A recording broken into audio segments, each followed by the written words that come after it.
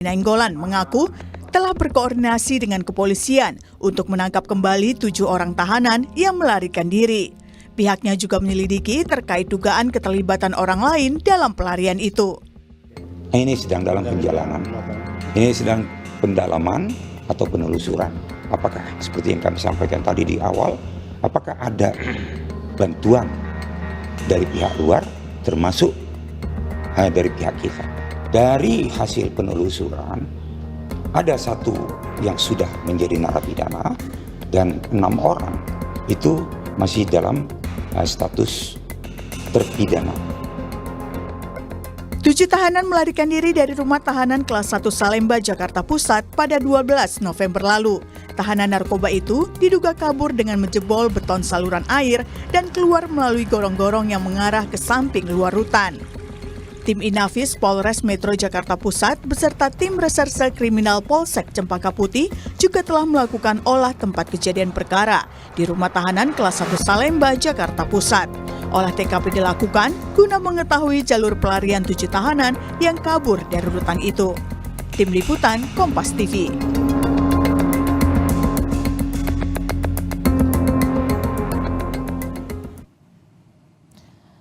Saudara, kaburnya 7 tahanan narkoba rutan kelas 1 Salemba, Jakarta Pusat berbuntut panjang. Kepala rutan Salemba dinonaktifkan. Selain itu, Sidak Komisi 13 DPR RI juga menemukan sejumlah kejanggalan seperti CCTV yang rusak di lokasi tahanan kabur.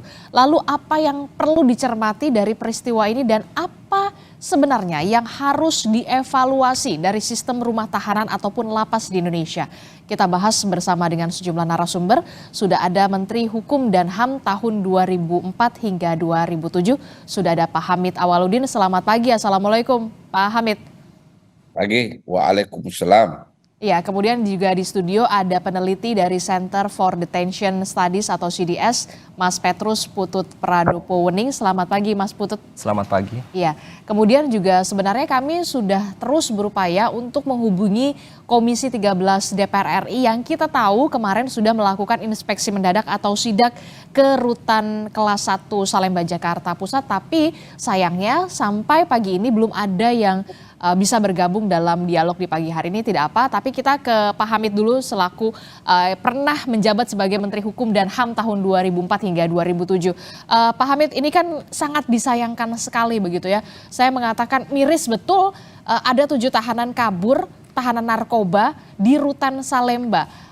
Jadi sebenarnya apa yang terjadi dari peristiwa ini? Ini, Anda lihat siklus. Setiap ada pergantian Menteri Hukum, selalu ada yang kabur.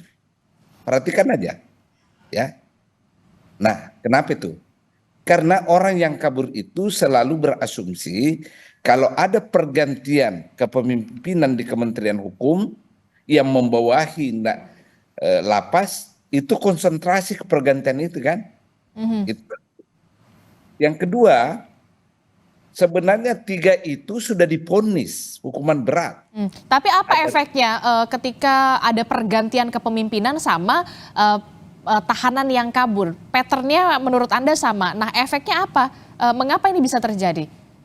Ya, pertama itu kan konsentrasi ada pada pergantian itu. Konsentrasi semua pegawai, semua petugas. Sehingga orang yang mau kabur itu yakin bahwa upaya pelariannya itu tidak mendapatkan perhatian. Oke. Asumsinya ya. Yang kedua, Anda tanya saya, kenapa ini bisa terjadi? Ada beberapa faktor. Kelalaian petugas memang keras sekali. Terjadi, saya tidak mengatakan konspirasi, tapi banyak hal yang aneh. Pertama, dia kan melalui jendela angin yang besi 2 lapis, beton, dan ada kisi-kisi besi. Artinya proses ini sudah lama. Ada proses penggergajian dari dalam yang tidak atau luput dari perhatian petugas. Itu tidak mungkin 1 hari digergaji itu, tidak mungkin. Kelalaian petugas tidak pernah melakukan inspeksi ke dalam ruangan, melihat apa yang ada di dalam. Apakah Lazimnya berapa hari sekali harus ada inspeksi tersebut ke dalam sel? mestinya tiap hari, mestinya tiap hari, mestinya tiap hari. Oke. Yang kedua, membobol gorong-gorong tempat mereka melakukan pelarian. Itu tidak mudah juga menggergajinya. Jadi menggergaji dari dalam rangka keluar dari sel, kemudian menggergaji gorong-gorong. Karena itu kan besi beton juga. Kalau itu masih bisa ada pembenarnya, mungkin keropos karena kena hujan ya. Tapi yang dari dalam itu kan luar biasa kelalaian petugas di situ. Luar biasa sekali itu. Ketiga, itu kan proses turun dari atas ke bawah pakai sarung. Itu jaraknya mungkin 6 meter katanya. Artinya 6 sampai 7 sarung diikat sehingga mereka lolos. Lolosnya mereka ini sebenarnya tradisional sekali sampai ke penjara lain. Yang masalah kenapa tidak diinspeksi tiap hari itu ruangan, apalagi ini kan ruangan narkoba. Ada 7 orang loh, dan kesalahan berikutnya mengapa digabungkan orang yang sudah diponis dan tahanan. Kan ada 3 yang sudah diponis kan? Oke. Ada 20 tahun, 18 dan 17. Yang lainnya yang 4 itu masih status tahanan. Oke, di sini Itu ada 3 napi dan digabung. 4 tahanan, Pak Hamid. Kenapa? Ada 3 napi dan 4 tahanan. Itu tidak lazim untuk Kenapa bisa digabung? itu tidak boleh Yang sebenarnya ketiga, digabung. Mengapa harus di Salemba ini yang sudah diponis? Oke. Mestinya kan dikirim ke Lapas. pemasyarakatan di sebelahnya kan? Lapas narkoba, bukan di rumah tahanan. Itu kesalahan yang sangat fatal itu. Sangat fatal itu. Nggak bisa dimaafkan itu administrasinya. Kenapa bisa? Orang yang sudah dan ingat ya, yang diponis itu hukuman berat loh. 20 tahun berarti statusnya pengedar. Digabung dengan orang yang masih berstatus tahanan. Ada apa? Dengan mudah orang mengatakan, mencurigai bahwa ini ada konspirasi antara pengedar dengan orang yang belum divonis. Itu dulu. Oke, ini kan berarti kalau menurut Anda dari analisa Anda, ini kan tidak serta-merta secara spontan. Tidak. Ini Tidak. sistematis perencanaan yang matang ini. Perlu perencanaan yang matang. Perencanaan yang matang adalah, pertama, bagaimana mereka tahu bahwa mereka bisa lolos melalui gorong-gorong. Oke.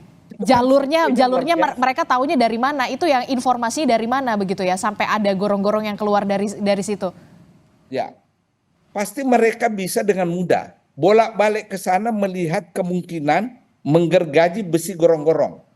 Yang kedua, jarak dari pintu keluar sampai tiba di ujung sana itu kan 6 meter. Dia pasti pelajari bahwa dia bisa hidup dengan berjalan atau membungkuk di gorong-gorong. Itu butuh perencanaan yang matang itu dan perhitungan yang jeli. Berarti ada orang yang melakukan survei dari luar tentang gorong-gorong itu. Berarti ada pihak lain dari luar yang kemudian juga turut serta untuk berperan membantu yakin. kaburnya 7 Saya tahanan yakin. ini. Ya, saya yakin. Saya yakin. Oke, itu kan dari pihak luar. Dari pihak dalam Anda melihat ada indikasi ke sana, karena kita tahu ada beberapa catatan dari Komisi 13 DPR yang mengatakan bahwa CCTV atau kamera pemantau di tempat lokasi 7 tahanan kabur ini tidak aktif. Sangat besar kemungkinan ada permufakatan jahat antara petugas dan orang yang lari ini. Oke. Bagaimana mungkin menggergaji terali, menggergaji besi yang begitu kuat bisa tidak terdeteksi?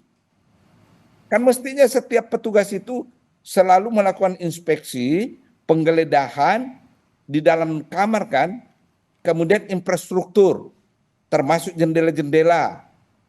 Ini kalau dibiarin, dan mestinya mereka tahu yang ada di situ 7 orang. Dia diantaranya gembong narkoba. Jadi tidak Gembong hanya narkoba itu gabungan dari segala sifat, ya, licik, sangat berani, dan punya resources uang yang dia bisa pakai memobilisasi orang untuk melakukan permufakatan jahat. Dia ini bukan kriminal biasa yang hanya memiliki keberanian.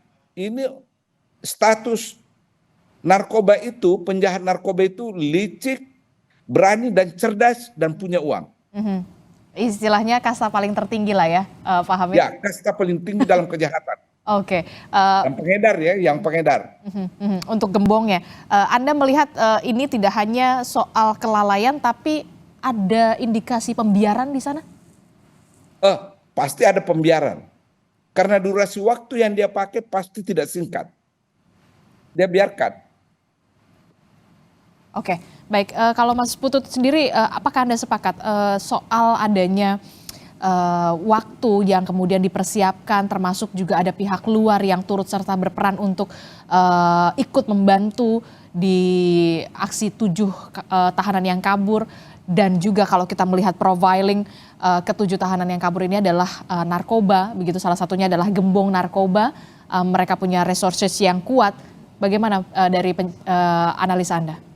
Kalau sebenarnya saya tidak berani menuduh ya, tapi saya hanya bisa menegaskan bahwa sebenarnya di pemasyarakatan itu memiliki suatu sistem asesmen ya, di mana di sana harus mengasesmen tahanannya gitu ya, di mana di sana harusnya bisa dianalisis itu potensi kabur, potensi membahayakan sesama napi, sesama tahanan gitu ya, dan satu lagi adalah potensi power yang dia miliki gitu ya. Dan apalagi di sini kan dia adalah gembong narkoba yang di mana dia memiliki power, di mana dia bisa memicu hal-hal negatif gitu ya, entah itu kerusuhan, entah itu provokator, entah itu membantu dia kabur gitu ya. Jadi seharusnya petugas pemasyarakatan di rutan ketika melakukan asesmen terhadap secara terkhusus kepada gembong tersebut, seharusnya dia menerapkan gembong tersebut sebagai high risk atau tahanan yang memiliki resiko tinggi gitu. Artinya apa? Kalau resiko tinggi seharusnya dia memiliki sel khusus, kemudian ada pengawasan khusus, pengawasan yang lebih mungkin tidak dicampur juga, pengawasan yang lebih ketat dan pengawasan khusus, sehingga dia kemampuan untuk mempengaruhi dan kemampuan untuk kaburnya seharusnya lebih bisa diminimalisir seperti itu. Termasuk juga kalau kata Pak Hamid tadi, kesalahan besar menggabungkan antara narapidana dan juga tahanan di dalam satu sel. Nah, iya itu benar. Itu mungkin ada dua persoalan ya. Satu, ya tadi ada kesalahan asesmen gitu ya. Kesalahan asesmen, dan petugas pemasyarakatan ini saya rasa dia tidak menempatkan bahwa gembong narkoba itu sebagai tahanan high risk ya. Sehingga dia tidak di sel khusus gitu ya, dan pengawasan ketat. Ya mungkin satu lagi faktornya ya overcrowd gitu ya. Tapi saya lebih lebih percaya bahwa seharusnya ini adalah misassessment gitu ya, misassessment yang harusnya dia ditempatkan di sel khusus dengan pengawasan yang lebih ketat seperti itu. Seharusnya kan kalau misalkan sudah narapidana, sudah lagi tidak di rutan, benarkah harusnya memang di lapas begitu? Tapi kenapa kemudian masih berada di rumah tahanan dan digabung dengan 4 tahanan lainnya dengan background yang sama? Nah kalau itu permasalahannya ada banyak ya. Mungkin salah satu yang bisa di-mention di sini adalah salah satunya adalah persoalan overcrowding gitu ya.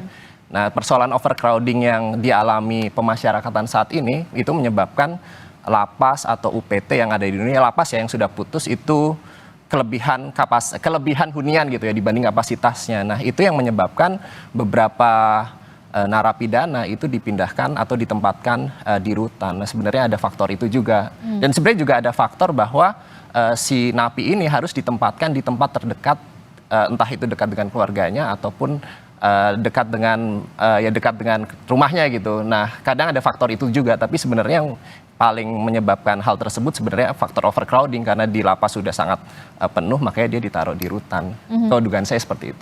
Tapi kan kemudian kalau kita melihat atau menyatakan memang overcrowding, ini kan masalah klasik sebenarnya dari tahun ke tahun. Pak Hamid, soal overcrowding ini sepertinya tidak menemukan solusi begitu ya. Pak Hamid, gimana ini soal overcrowding?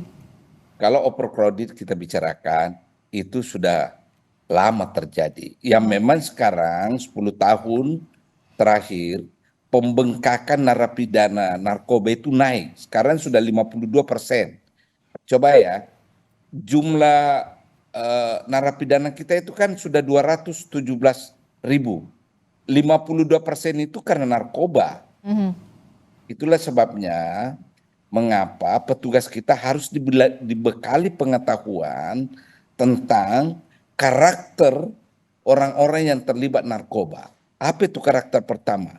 Ilmu kepura-puraan luar biasa.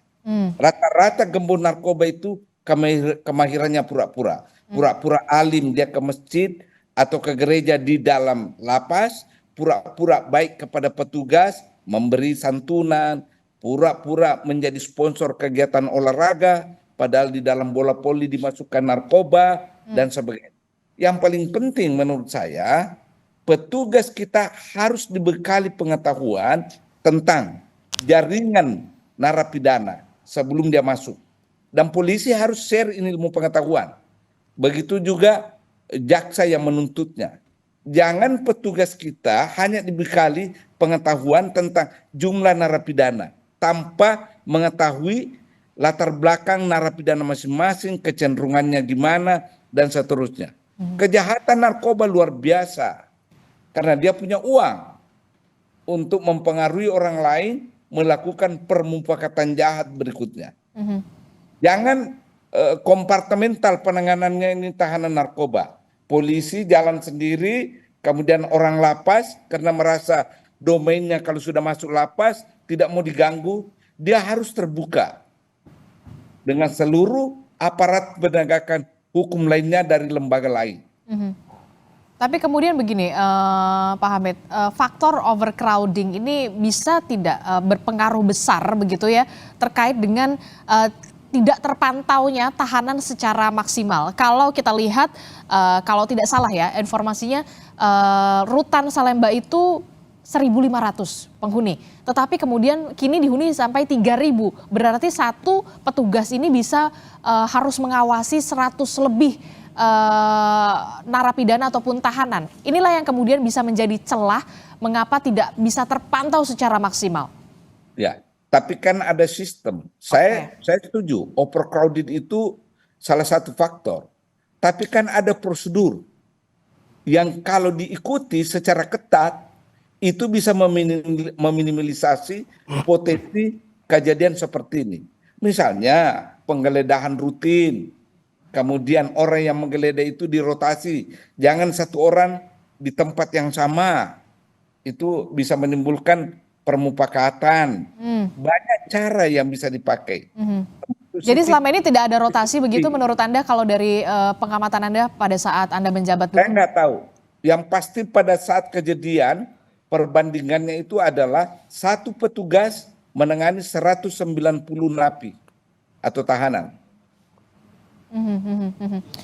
Menurut Anda gimana soal overcrowding ini jadi kemudian menjadi faktor terbesar kenapa para petugas ini tidak bisa secara maksimal memantau begitu ya? Karena kalau informasinya adalah memang 7 tahanan kabur ini baru diketahui ketika pergantian shifting petugas begitu ya, serah terima petugas antara petugas malam ke petugas pagi.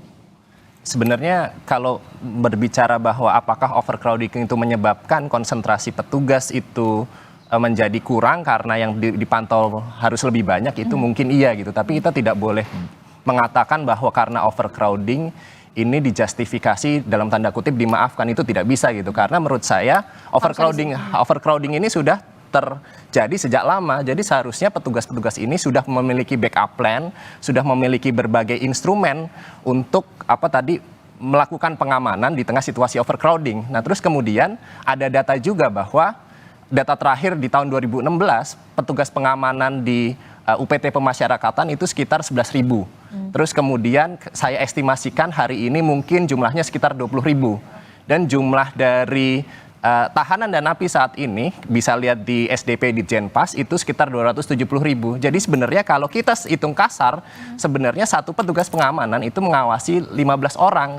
Dan sebenarnya itu tidak terlalu banyak juga gitu ya. Ataupun seburuk-buruknya mungkin ada di beberapa lapas tertentu satu petugas 20 atau 25. Nah sebenarnya itu masih dalam ya emang tidak ideal gitu, emang tidak terlalu ideal, tapi sebenarnya masih bisa diamati gitu. Jadi tapi kalau yang ini kenyataannya adalah satu petugas untuk mengawasi 190. Ya makanya itu kan mungkin juga ada lack of penyebaran petugas di mana gitu kan. Karena ada di beberapa tempat seperti lapas super maksimum itu ada satu petugas satu napi.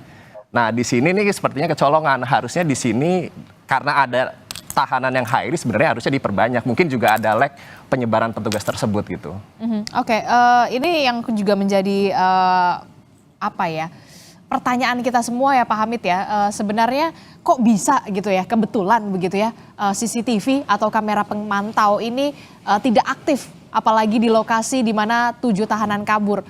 Ada apa ini? Jangan dijawab dulu Pak Hamid, kita akan jeda dulu, usai jeda kami kembali di Sapa Indonesia Pagi, tetaplah bersama kami.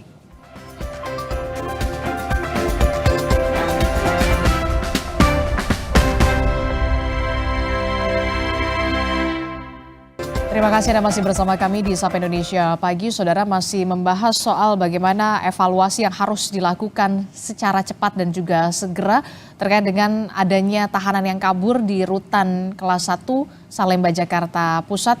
Kondisi miris ini menjadi bahan evaluasi yang memang harus dilakukan secara cepat. Saya ke Pak Hamid. Pak Hamid, ini kok rasa-rasanya kebetulan sekali begitu ya ketika ada poin catatan CCTV atau kamera pemantau yang ada di dalam rutan yang memang seharusnya jadi salah satu bukti bagaimana kemudian caranya mereka bisa kabur justru tidak aktif begitu. Anda melihat ada apa ini? Ya, saya sangat curiga bahwa ada unsur kesengajaan tidak mengaktifkan. Makanya perlu ada teknisi memeriksanya. Ya. Apakah CCTV itu memang rusak berat? Kan bisa ada asesmen di situ. Atau memang tidak rusak tapi tidak difungsikan. Ini dua hal berbeda. Tidak rusak tapi tidak difungsikan. Tidak rusak tapi tidak difungsikan. Ya. Ada unsur kesengajaan di situ. Ya, jangan sampai. Ketiga, kalau dia rusak, separah apa rusaknya? Dan kira-kira asesmennya kapan rusaknya? Semua harus dibedah ini. Dan itu bisa menjadi saksi. Begitu ada mencurigakan, maka memang kesimpulannya susah sekali kita mengatakan tidak ada permufakatan jahat antara petugas dan orang-orang yang lari tersebut. Mana Kemungkinannya besar menurut Anda? Kebetulan. Agak susah kita mempercayai kebetulannya itu. Oke. Kemudian itulah yang kemudian menjadi catatan juga dari Komisi 13 DPR RI yang pekan depan hari Senin ini akan dirapatkan oleh pimpinan, akan membentuk panja atau panitia kerja pemasyarakatan untuk melakukan evaluasi secara besar-besaran dan juga menyeluruh soal pemasyarakatan kita di Indonesia begitu. Cukupkah demikian? Harus seperti apa? Evaluasinya harus bagaimana begitu untuk bisa membenahi ini semua? Ini kan ibaratnya sudah apa ya? Sudah berkarat lah, ibaratnya sudah jadi masalah yang dari tahun ke tahun selalu saja begini. Bahkan Anda sudah mengatakan patternnya sama ketika ada pergantian kepemimpinan terjadilah ini. Patternnya mungkin kalau di daerah kerusuhan, ada kerusuhan dulu, ada kebakaran begitu ya. Nah inilah patternnya yang bisa kita lihat, tapi kemudian yang jadi miris adalah yang di Jakarta begitu ya, CCTV tidak ada, bahkan kepala rutan juga harus dinonaktifkan dulu untuk diperiksa, termasuk juga petugas-petugas yang berjaga selama seminggu terakhir ini juga diperiksa. Anda punya catatan apa dan juga evaluasi apa yang harus segera dilakukan oleh pemerintah? Kalau saya dengar tadi, karutannya itu cuti ya? Cuti ya, betul. Kenapa bisa cuti? Kenapa bisa pelarian ini pada saat dia cuti? Berarti ada yang memberitahu orang yang lari ini bahwa Pak Karutan ini bakal cuti, sehingga pengawasan melemah. Kalau itu terjadi maka sistem tidak jalan. Ya Pak? Kalau berarti dalam tanda kutip ada informan juga di dalam sana? Banyak? Ya pasti.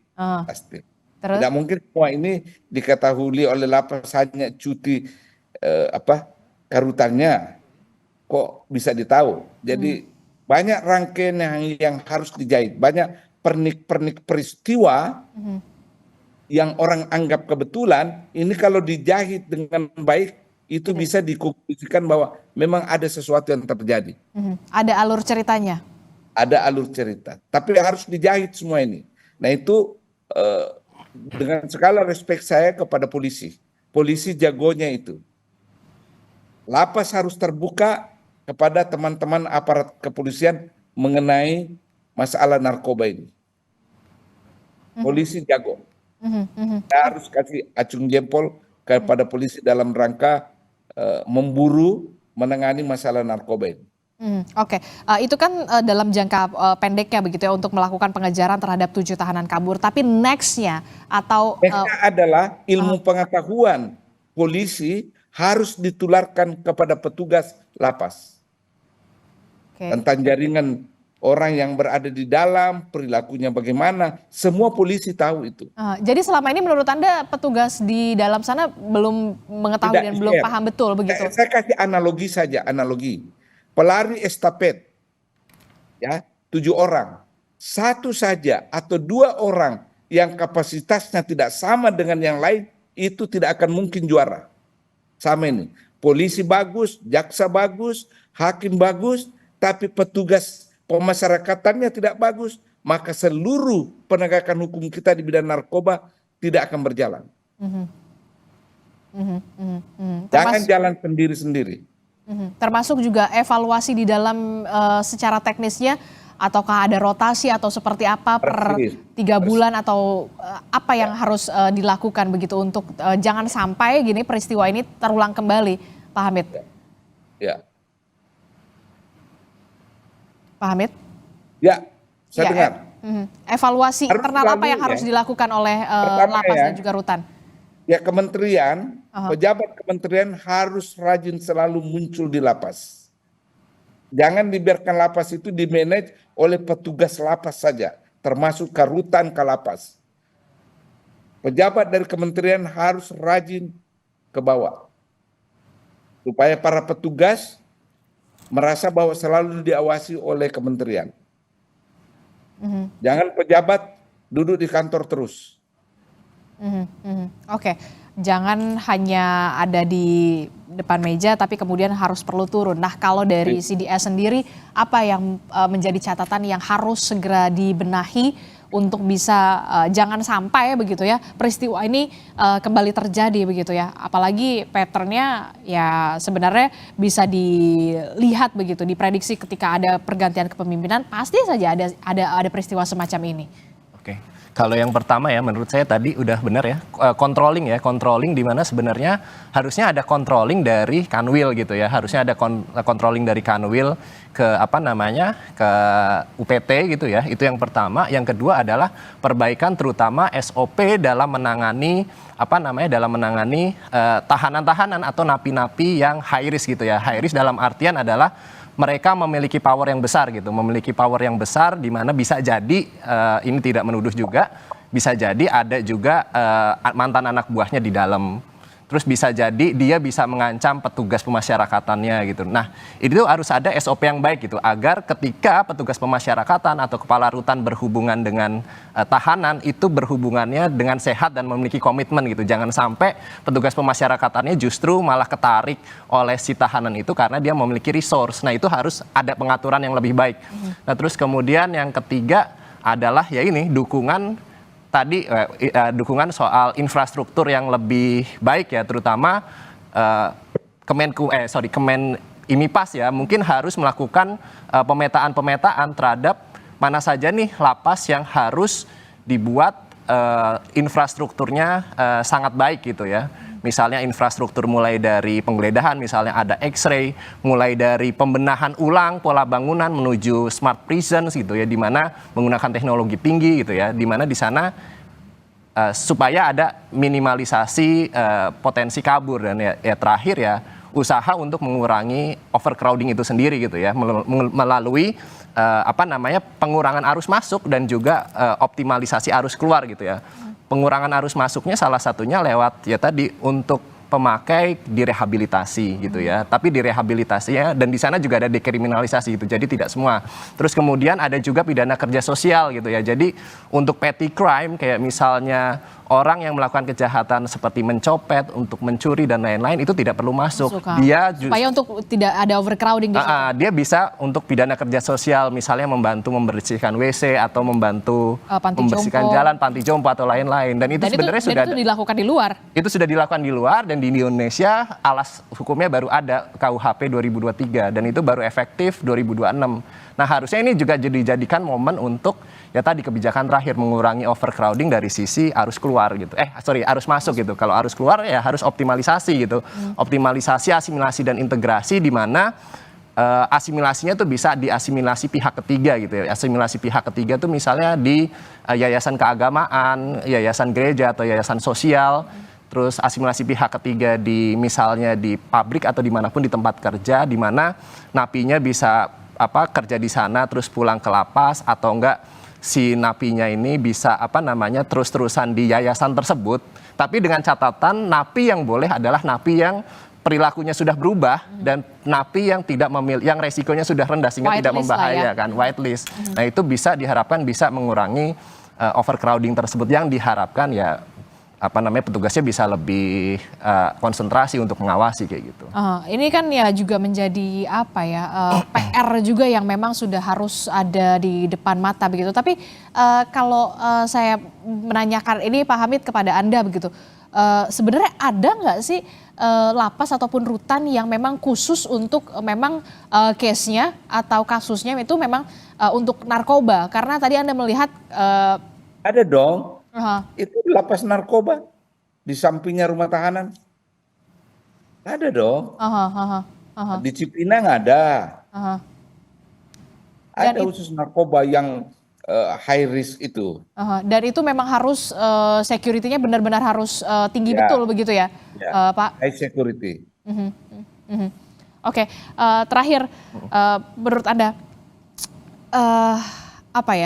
overcrowding ini jangan sampai kemudian balik lagi ke ya kita anggarannya harus ditambah gini segala macam, harus ada mungkin pembukaan lapas baru atau rutan baru. Anda melihatnya ujungnya akan ke sana? Nah, CDS pernah melakukan penelitian ya, bahwa jika untuk membangun hunian sebanyak overcrowdingnya, jadi CDS memperkirakan bahwa di 2025 itu, di akhir 2025, jumlah lapas itu, jumlah penghuninya sekitar 300. Sementara saat ini, jumlah kapasitasnya hanya sekitar 145.000. Itu kan banyak banget kan yang harus ditambahin kan. Kalau melalui penambahan hunian itu sangat tidak mungkin. Kami pernah memprediksikan itu membutuhkan dana sekitar 25 triliun dalam waktu 2 tahun. Nggak mungkin gitu. Jadi yang dijadikan jalan ya tadi menekan arus masuk melalui rehabilitasi untuk pengguna narkotika, bukan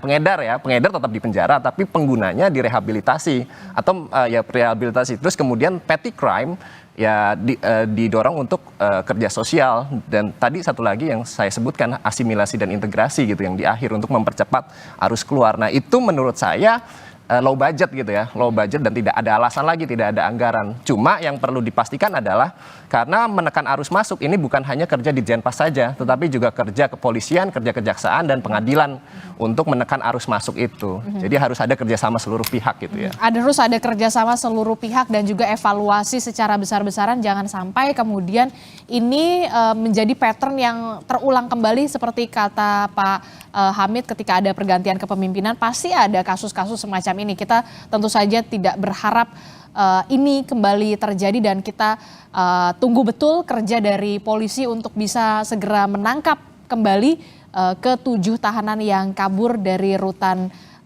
kelas 1 Salemba, Jakarta Pusat. Terima kasih Menteri Hukum dan HAM tahun 2004 hingga 2007.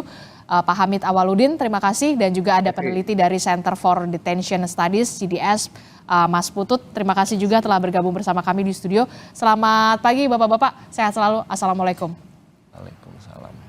Saudara, informasi lainnya yang juga akan hadir usai jeda. Hari ini Litbang Kompas merilis survei Pilkada Jawa Timur yang diselenggarakan pada 2 hingga 7 November 2024. Lalu bagaimana hasil surveinya? Kami akan ulas usai jeda bersama Putri Oktaviani.